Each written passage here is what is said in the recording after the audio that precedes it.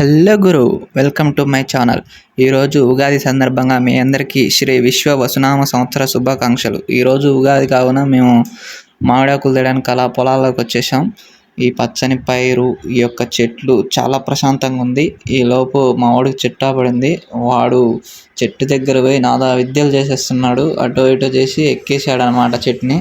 మామిడి ఆకులు తీసుకొని వచ్చేసి ఇంటికి వచ్చి స్నానం చేసి మంచిగా తోరణాలు కట్టేసాం. తోరణాలు అవి కట్టేసి ఇంట్లో పూజా కార్యక్రమం చేసుకొని కొబ్బరికాయ కొట్టేసాం. తర్వాత శివాలయానికి వెళ్ళి శివదర్శనం చేసుకొని తిరిగి ఇంటికి వచ్చేసాం. ఇంటికి వచ్చి ఉగాది పచ్చడి ప్రిపరేషన్ స్టార్ట్ చేసాం అనమాట.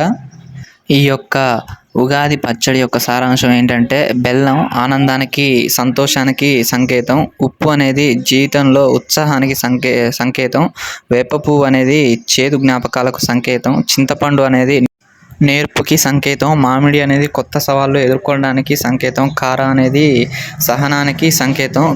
కావున ఈ నూతన సంవత్సరంలో అన్ని పనుల్లో విజయం సాధించాలని కోరుకుంటూ మరొక్కసారి శ్రీ విశ్వ వసునామ సంవత్సర శుభాకాంక్షలు.